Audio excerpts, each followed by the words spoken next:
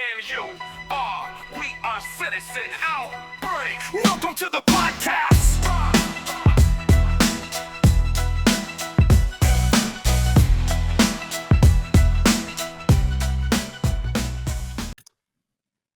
Welcome back to another episode of Citizen Outbreak. How you doing today, Matthew? You doing all right? Doing great. Matthew, I was in the city. Yeah, I'm doing great. I was in the city on Sunday, and I was walking Yeah. around with the kids, and it was early. It was pretty early. I had to drop off my wife. She was getting her hair done, and we were waiting. I thought we were going to wait for her, but it ended up being longer. But we walked around a little bit, and we walked by this bagel place, Pop-Up Bagels. You ever hear of it? Yeah. On which street? This was on. That's the Rip and Dip. That's the Rip and Dip. Yeah, it was like 70 something in I just like saying Rip and Dip. third, 70. Yeah, okay. Third. That was like a viral sensation, the pop-up bagel, right? Right. So, but there's the only reason I'm telling you this is because there was a huge line of people waiting for these fucking bagels. Right. What makes these bagels so? I don't understand this. And there was another bagel across the street, which was looked like a good bagel place. And there's a line. There's no line there. There's a line over there. Because it's like a viral thing. Try going for pizza in the city. You everywhere you go, you got a line. I think the whole food thing is so crazy right now. What's this like everywhere you go, you get these lines with people waiting online to get food? Salt Tank, you know the guy Salt Tank? He's got the prime rib sandwiches. People wait for hours. And they get viral. I understand. Well, I haven't eaten it. I haven't eaten. Well, I have. I don't wait in line. I actually went to meet a buddy of mine on Saturday. We wanted to go for pizza, and we were going to go to Rudy, which is good pizza. But I thought, like, given all the praise about pizza right now and stuff, I thought Ruby Roast is old. It won't be a long wait. 3-hour wait. So we left. Everywhere is a wait for all of these types of places because they're online and apparently people. Who the hell wants to wait online? I can't even wait online at Disney World. I get one of those. By the way, it was raining. It was pouring on Saturday, and I was downtown, and it was going around. All these types of places had huge lines outside. I don't do it. I recommended somebody else that night. That was in from Boston. They said they were going to try that Ceres thing where Portnoy went, Barstool guy. Yeah. And I recommended for them that they use TaskRabbit to get somebody to wait in line for them. Oh, that's a smart idea. I've done that for Comedy Cellar before because I've done that for sneakers. Right. So, I can't wait in line for a slice or something like that. It's ridiculous. I'm not waiting in line for a slice. I'm not waiting in line for a bagel. I won't even wait in line at Disney World. That's crazy. I mean, I time when I go to eat based on when I'm hungry. So I'm not going to show up somewhere and then be like, okay, I'll wait 2 hours. It's a bizarre concept to me. And then what happens if you need to take a piss or something or shit? Excuse my language. Do they let you walk into the place to use the bathroom? Well, I mean, if you got somebody, if you got somebody nice in front of you, I guess maybe you'll have to put them in. I'll be right back. He's cutting. Right. I don't wait. I can't. It's foreign to me, the whole idea. I can't do it. But nowadays, every other thing on my Instagram is like a video of somebody eating a pizza or the sauce or like the Yes Chef guy. Everything on Instagram is food. So it's like that's what people are doing nowadays. Right, but we live in New York. People are posting on social media themselves waiting in line, like, oh, look, I waited in line for this pizza or this bagel or whatever. Look at me, and I made it. I waited here for 3 hours. It's crazy. There's that thing, right? There's that halal. That if you drive on 6th Avenue near the halal cart. Yeah, but there's one on like 48th and 6th. Yeah, 6th. You go there between like midnight and 5 a.m. or whatever, there's a line along the block. It's a thing. You know, Yeah, but that one moves pretty fast. you know, I can't do it. Like, I'm stopping at like Joe's to get a slice was like you know, when I used to do that, it was a 50-50 I get unruly. Like, And because then you the know, other thing is these people are waiting in line, right? yeah, They're taking it and then they're eating it on the street, and then you're like, if you're a regular passerby, you have to try to maneuver past these people. It's kind of annoying. yeah, Soho was wild, and it was pouring rain on. It was, you know, it was wet, and people were out there waiting on lines like you forget it. The other Couldn't- thing that I couldn't- noticed when I was walking around, and I don't know Yeah. if you've noticed this, but there used to, like, when you go around a Paris or like Milan, Italy, or anywhere like that, and you're walking. What are you doing over there? What do you mean? It's just like, You can hear that? yeah, Sorry. Very sensitive mic here. Okay, go. Yeah, your mic. When you're walking around these places, you have coffee shops where you can sit down and enjoy coffee or something. And, like, you know, I'm walking around and me and the kids are trying to find a coffee shop or somewhere that we could sit down. And there's a ton of coffee shops. There's a Starbucks, there's a blank street, there's a this one, there's a that one. There's two coffee shops on every corner, on every street. You can't sit in them. You can't sit in them.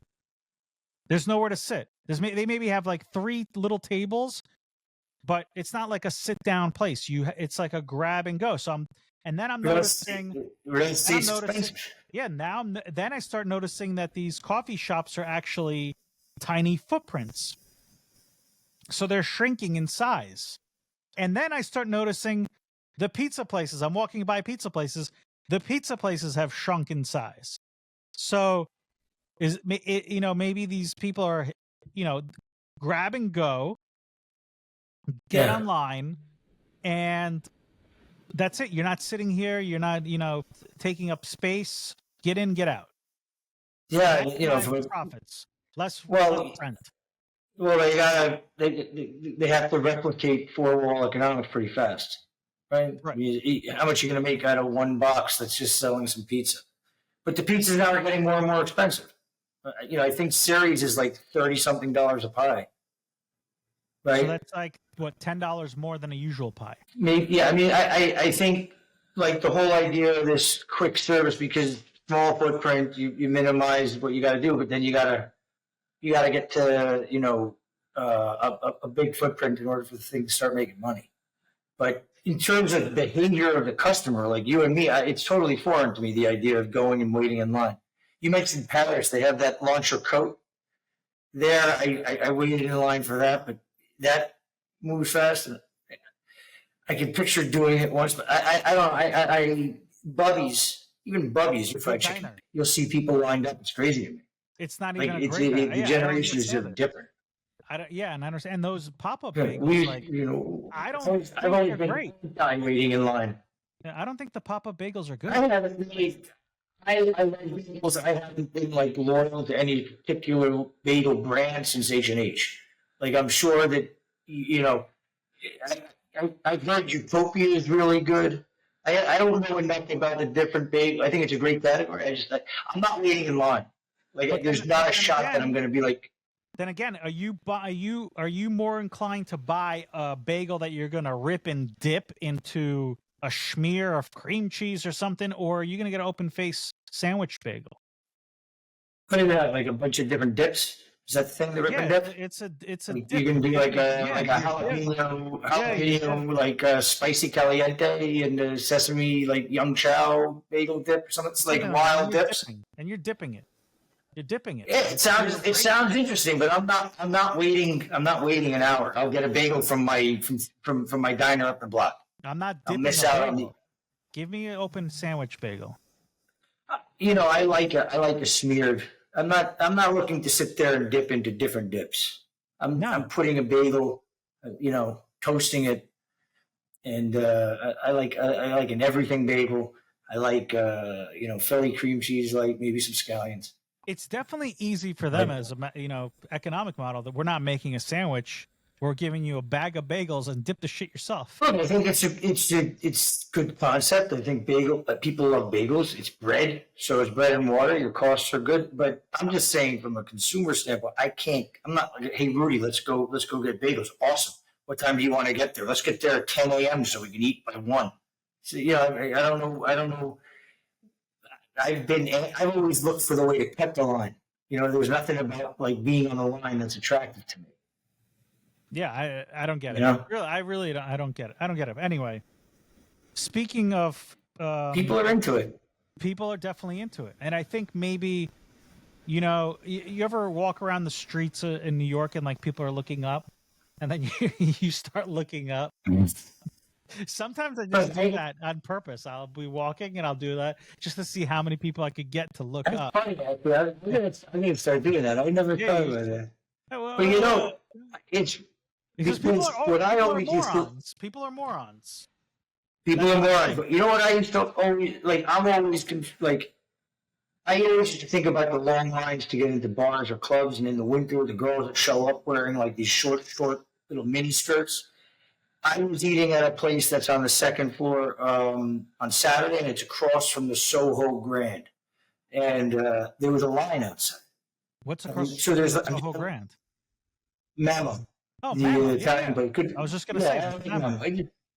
Yeah. So I'm sitting in Mammo on its seat. I'm looking out the window, and there's a line. So I'm watching all these people, and they're like, it's a whole social scene on the line, kind of, but they're like waiting.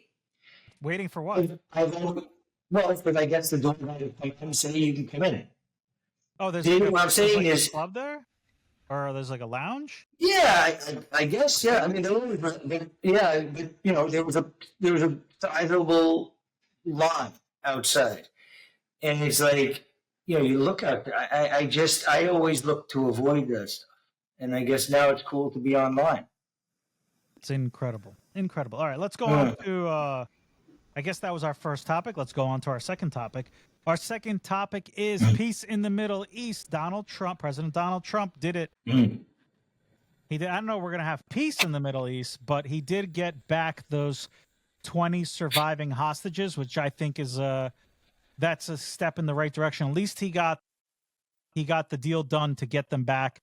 Congratulations, kudos to President Trump and the whole team to possibly ending this. Now I'm suspect on the ending of this because Hamas is already playing games. They're not giving back the dead bodies. They're saying maybe they can't find the dead bodies, but they're not giving the dead bodies back.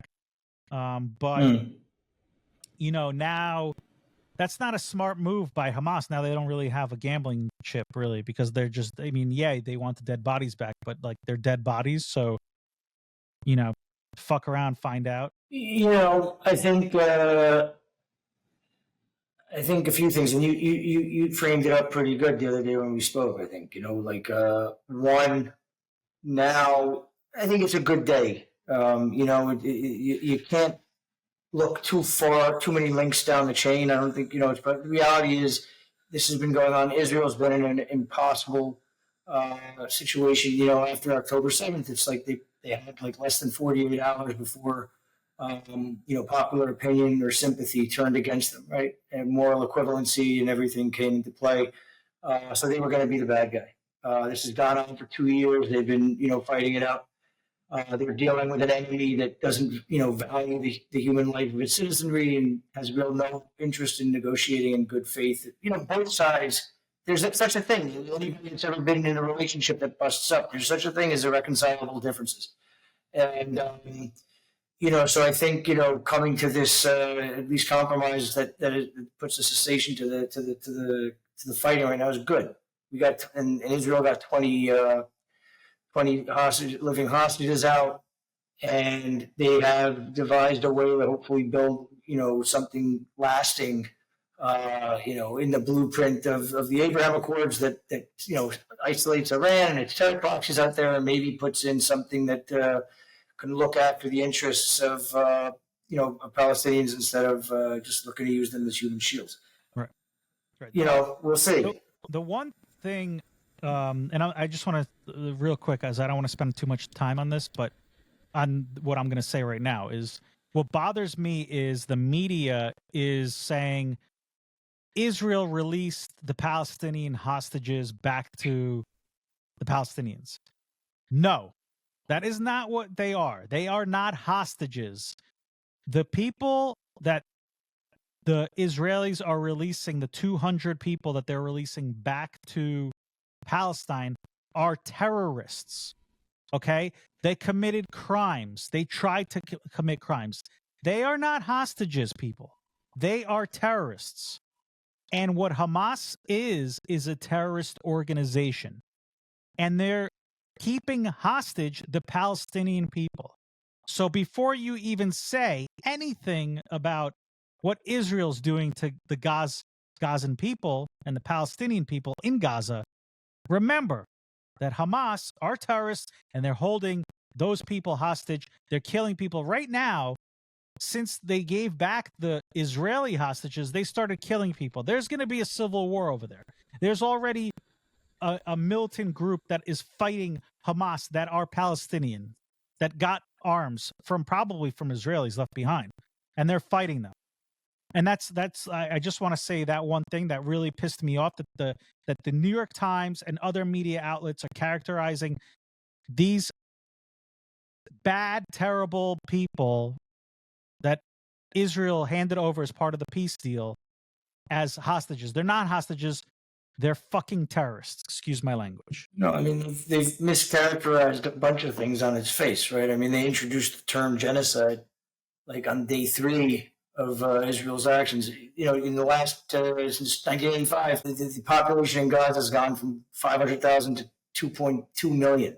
I mean, so genocide just on its face is not an applicable word. You know, so I mean, when you're starting with these kind of definitions and everything, I mean, so you know, look, it's hopefully these things can last. I mean, I saw what you said about they're killing now people. I guess the line is that Hamas is killing people that they said were Israeli collaborators. I don't know what side in that fight the Ivy League students are on. Are they on the side of Hamas or the people getting shot? Has Mark Ruffalo come out and made a statement yet? I haven't seen any celebrity come out and say they anything. killed like 30 people today or something. I think they killed more than that. Okay. They can't identify the Israelis that they killed, but they could identify 67 Palestinians that were killed by the Israelis. Oh, okay, 67. No, that's just the number I threw out. I don't know if that's a real number. No, but I think actually you might be. Is that a number? Might be. The point is, what I'm saying is like they were killing people today that they said so. Sure.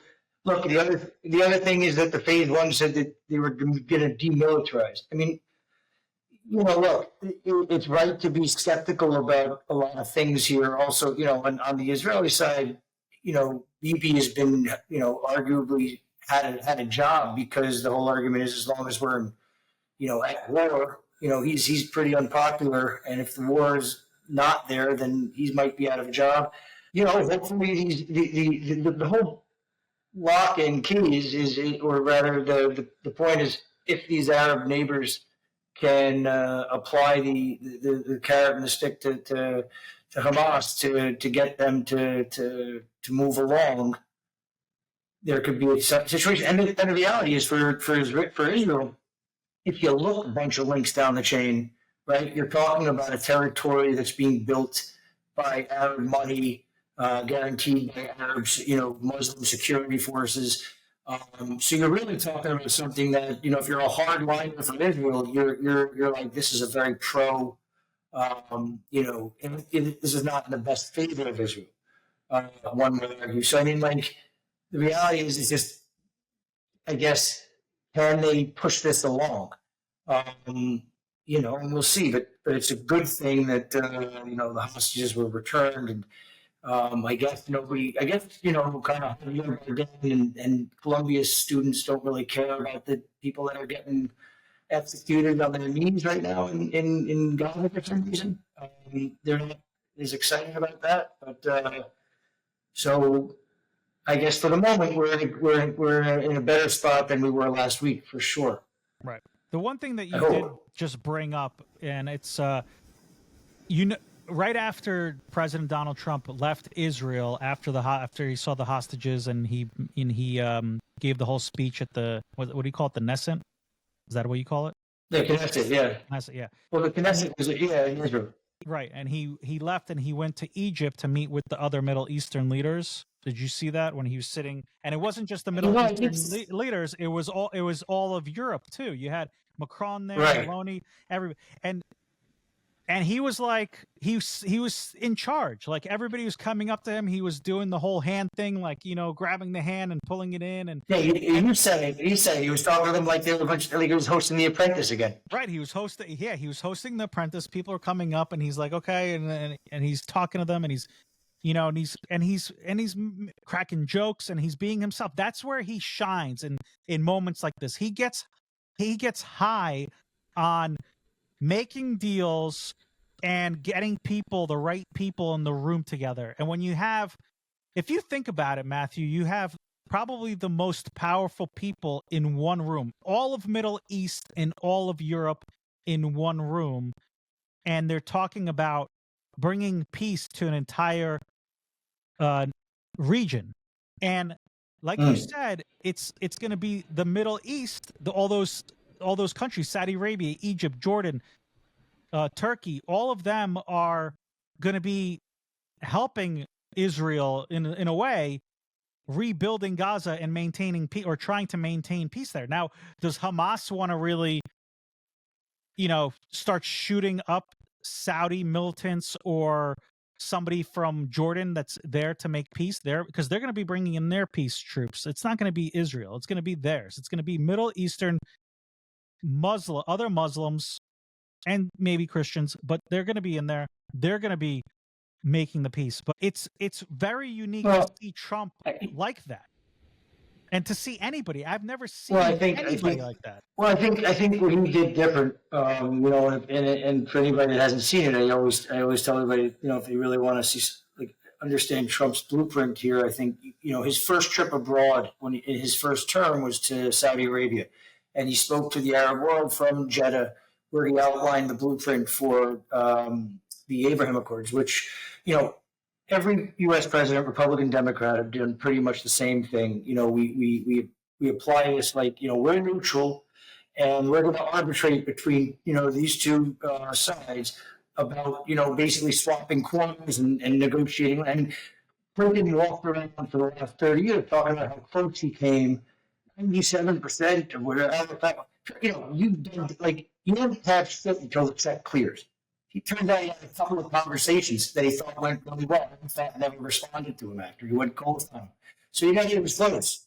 Hey, so what's my point? My point is that with the Abraham Accords, we moved away from you'll take this piece of land, you'll take this. And we said, no, this has been solved, right? We're not going to sit here and argue about Jerusalem and all this. Israel didn't get everything that it wanted in 1948. It took it. Palestinians didn't, and they attacked Israel in 4 different times, and they lost. This is the one area in the world where recognition of wars and everything seems to be able to. You can just go back, retrofit it, no matter how many wars have been fought over that territory. Why don't we start talking about California going back to Mexico? Anyway, my point is, he said, no, we're not going to do that. We're not going to stay here and be mediator. This is where the conversation starts. We're going to talk to all the Arabs.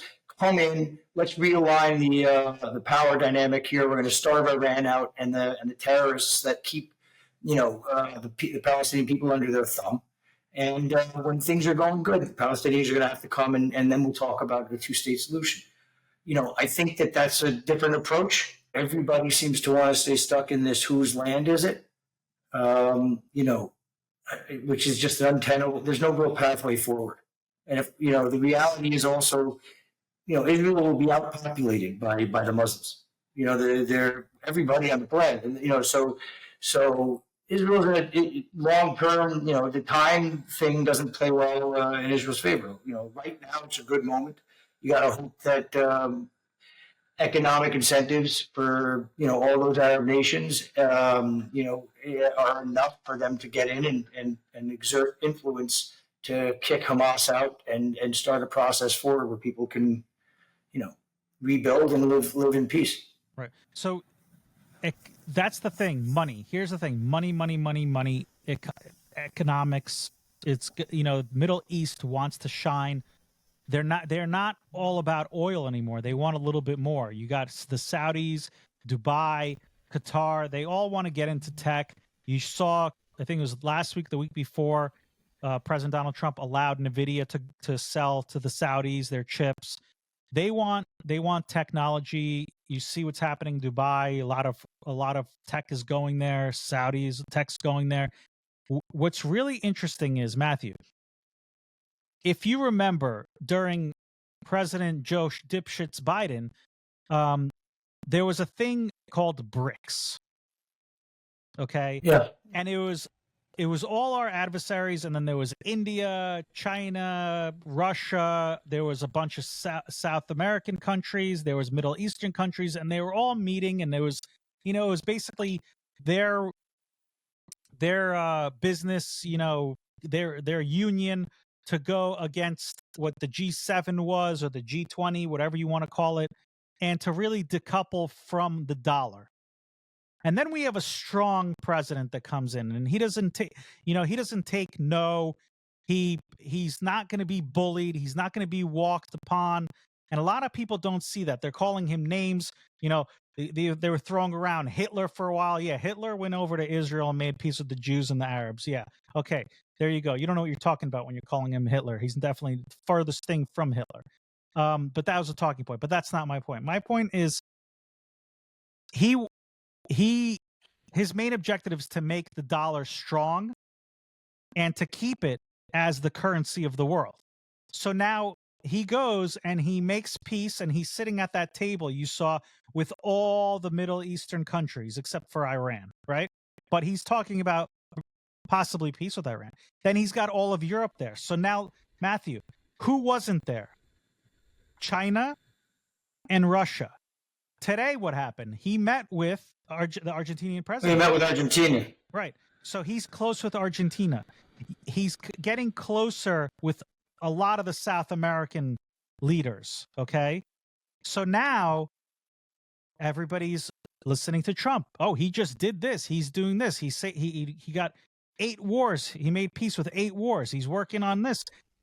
So he's meeting with China, at the end of the month. Yeah, end of the month. And you see all the news that's coming out recently with China and the U.S., and they're fighting over the rare earth minerals, and the stock market's going up and down, and it's all about trade, and they're dangling this, and Trump's dangling this. And today he came out and said China's not buying enough soybeans. They're hurting our farmers, and we're not gonna buy the cooking oil, which I didn't even know we were buying cooking oil from China. I wouldn't fucking eat any cooking oil from China if that was me. But my point being is, if you're China and you're seeing this, you're like, shit, Trump is getting stronger. He's brought in all the Middle Eastern.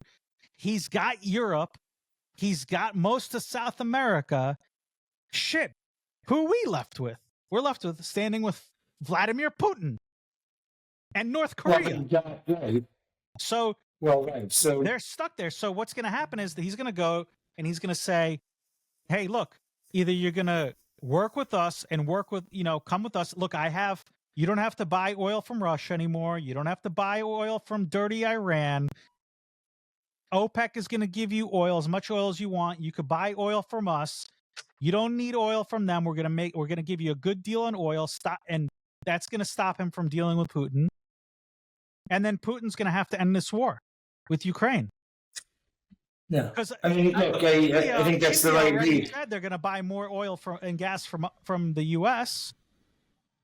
I think the way Trump looks at the world, it's a trilateral sphere of influence, right? He's U.S., China, Russia, and he's done a big thing. He's gone over there and he's got buy-in from the Middle East, from the Arabs, from OPEC. He's sitting there with all of them. They're on board with what he just did in Israel, and so now he turns to Xi and he's like, "Look, we're meeting at the end of the month. Let's talk about OPEC oil." That puts Putin on blast because that's China's been supporting him and keeping him going, And so now Putin's got to decide, because Trump has never wanted to take on Russia and China at the same time, right? His instincts were, when he first came in, let's make nice with Russia. We can use them as a deterrent against China. Our own people weren't really into that, but for a bunch of different reasons. But yeah, so now he's got this meeting coming up at the end of the month. You got to believe Putin. It's a moment, like hopefully it's a turkey time moment where he can strike a deal with everybody, because this is a good moment, and it is. Rudy, it shows we're still the big boy on the block. Like, everybody's making fun of it, and it is funny. Like, it's the script now. Every leader out there, when they start off anything, this couldn't have happened without you, Mr. President. I want to nominate Donald Trump for the Nobel Peace Prize, Mr. President. You're the greatest. Like, they're all starting that. But the truth is, this is a pretty impressive show of force. Like, if you think about last time when Obama took office, he did the same kind of tour, but he was going around everywhere apologizing for America. Yeah, he right. I think right now weak. You got weak. Nobody looked at him. Yeah, this is like a real show of force that shows me we're still number one on the block. And yeah, I think she without our markets, So I think it's a good week for the U.S. I think it's a good week for the region right now. Yes, anybody can paint up a million different reasons. These people hate each other. They've got irreconcilable differences. It's my land. It's your land. I mean, they hate each other. But for the moment right now, we're in a better spot. Hopefully, and hopefully there's enough incentive here for people to start getting some momentum. Yeah, I think Trump's idea is a good one. Why not have peace, and we can make more money and be, everybody could live well. Like, stop fighting and let's get it on. And the one thing, and before we go into the next topic, what he said was it was easier to deal with Hamas than it is to deal with the Democrats in Congress and Senate, which is true. It was easier to deal with the terrorists than Chuck Schumer.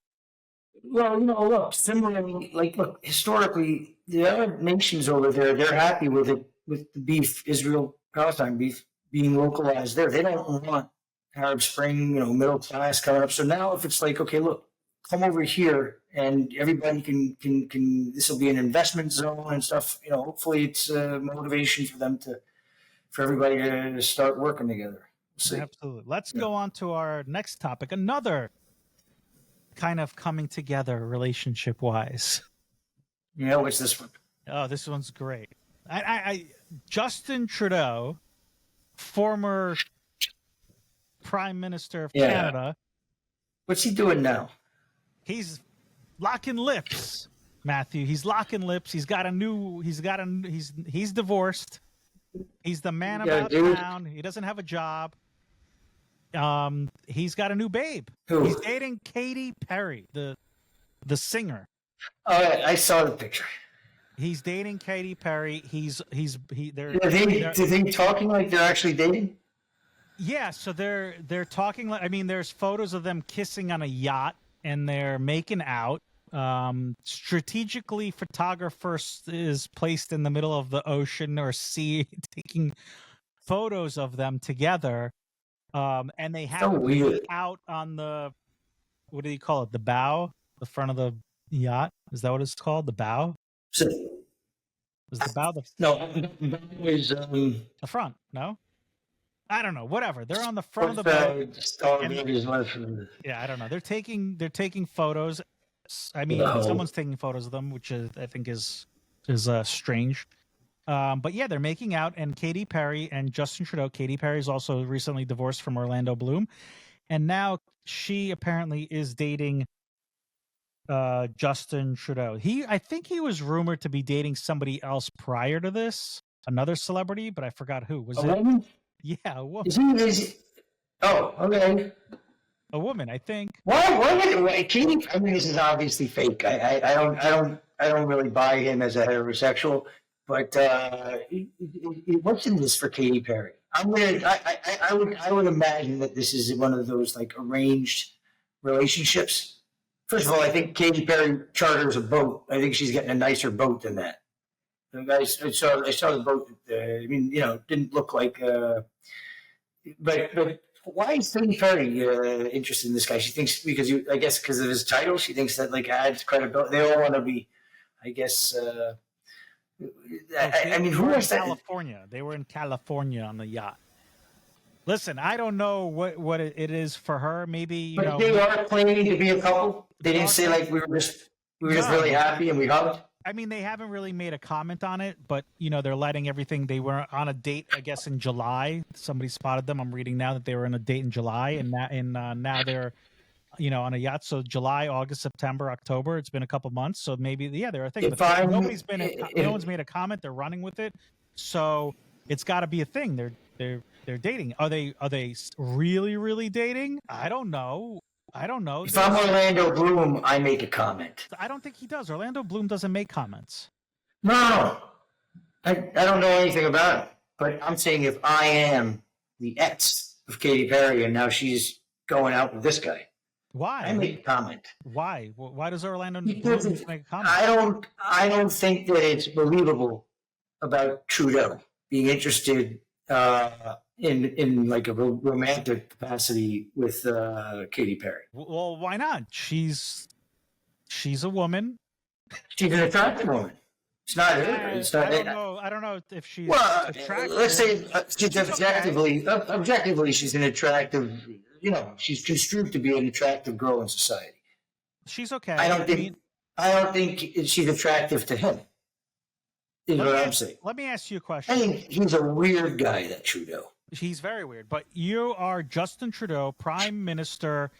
You would probably think Justin has somewhat of a vocabulary where he could have a good conversation, smart conversation. I would hope so, since we're Prime Minister with somebody. Is Katy Perry giving him a conversation? I kissed a girl and I liked it. Like, what kind of conversation are they having? I like the pasta. Like, what? Seriously, what conversation are they having? Well, have you seen him? I think that is his exact frequency. I mean, yeah, maybe you're right. Maybe this is a pair. What's it called? A pair? No, marriage made in heaven. What's I think he's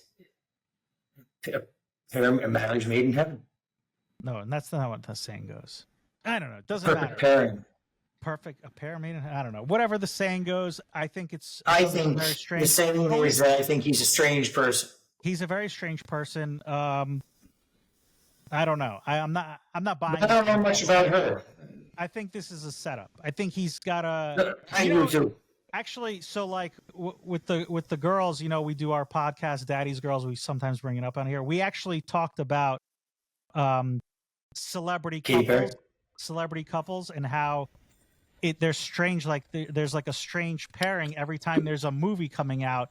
A celebrity is with another celebrity, and then like a month later, a movie is coming out, or they have a movie coming out, and so like the PR puts them together. You know what I mean? Or there's like a album coming out. You always saw it in the past.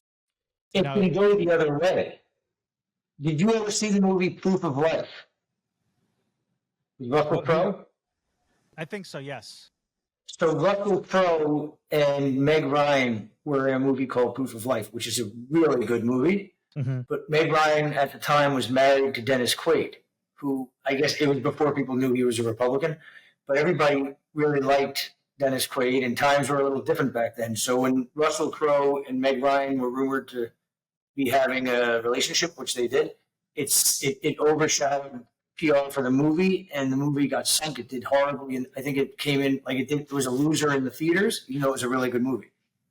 Oh well, I don't know, but the majority of the time I've seen where, either there's a pairing or there's an actor or a singer saves somebody out of the water or a car crash. So maybe this pairing is something going on where we're going to see maybe Katy Perry. But I don't think it would be on Katy Perry's side. I think Justin Trudeau has a book coming out, or he has something coming out. You're going to see it in the next couple of weeks or in a month. You're going to see Justin Trudeau has something coming. Yeah, but Katy Perry's got to be like she's like a top 10 pop star. I know, but all these pop stars always have something. She's the A side, is what I'm saying. She's Taylor Swift to the Kelsey. He's Kelsey. I don't think so. Why? She might be into it. What I'm saying is her team might view it as like upside because of the political gravitas. Like, he was prime minister of Canada, which I'm saying that if this is arranged, which I would totally buy. I don't think this is real. Like I said, I think that it's arranged from her end. I think she's the ace. I don't think so. I think it's arranged from his side of his team, because you have to admit that his PR team and everything that he's done is a little stupid. The last couple of years that he's been prime minister, everything that he's done is really dumb from every time he talks. And I think that they probably said, "Oh, let's." But I'm pretty sure there was somebody else that he was targeting last year, and I have to go back and look. But can you next time? I want to follow up. I want to know who else this ladies' man was targeting. Trudeau, the Don Juan of Don Juan of Canada. Yeah, exactly. I want to know who else he was targeting. This is a step down for him and a step up for her. I would think. I think it's a step down for her. I don't think he's a step down for her. No, I think she's trying to get serious. So what I'm saying is she might view it like Prime Minister of Canada. This is good for the image. I'm saying that, but from her team, she can't be attracted to this guy, and he can't. I don't think he's attracted to her. Orlando Bloom was a talented guy. Yeah, but I don't know. Look, maybe he's super cool. Maybe she's super cool. I don't buy it. I think it's he's a definitely not pair. super cool. The guy's a tool. And the boat is a tell also, because have you seen the boat? The boat's tiny. No, but it's an old rickety, have you seen what boats are nowadays? If this is really Katy Perry hanging out, think she's on that boat? I don't know. Maybe his side was in charge of the budget. Maybe his side was in charge of the budget, and that's why that boat is the boat. Absolutely, maybe. Or maybe he's in charge of the budget. Does he have money? I don't even know. Does he have money? Of course, he was Prime Minister of Kenny. Probably stole, countless. Who knows? Allegedly, right? People. Allegedly. All of this is alleged. I don't know anything about anything. All right, we got to wrap this up. Matthew's got a heavy dinner date to go to. We're wrapping it up. We're topic. We're at a crunch time. You said you have a lot. Fun. You have a hard out right over here. A hard out over here. No, I think we'll wrap it up over here. What else did you want to talk about? We talked about everything we want to talk about. We talked about the bagels. Talked about Middle East peace. Yeah. We talked about Katy Perry. That's right. Didn't we have one more thing? Did we have one more thing? I thought we had one more thing. I do not remember one more thing. I thought we had one more thing. No, that's it. But, okay. That's it. We're good. We're good. Yes, you're right. What's Greta Thunberg going to do now that she's not taking the flotilla to Gaza for peace? What's her next move? You might be able to get back into climate change. They're talking about all the people are starting to rumble about the unrealistic power demands of climate change. She could go chain herself to a data center or something. That's a good idea. Have you ever seen her Instagram? Do you see what it says? Like her bio? What? No. What is it? I've never seen it. Greta Thunberg, autistic and bipolar climate change activist. Really? That's awesome. Right there, Greta Thunberg. It's not a parody account? No, this is a real account.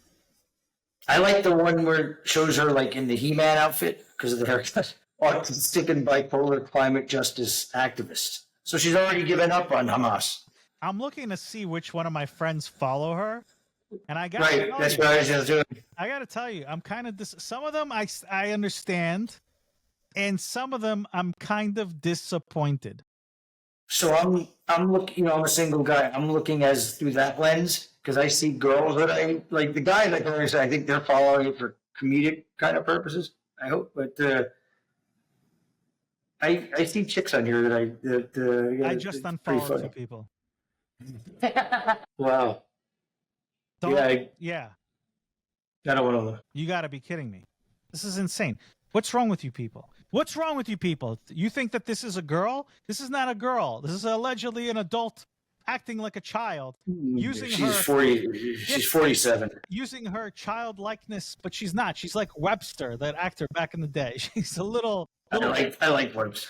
I like Webster too. What's the other guy? Different stroke. Arnold. Arnold. What you talking about, What Willis? What you talking about, Will? Yeah, you see the different strokes where they do the opening with the creepy. I'll send it to you. All right, let's wrap it up. We'll be back next week with another episode of Citizen Outbreak. Buy the games, citizenoutbreak.com. Tell your friends. Goodbye.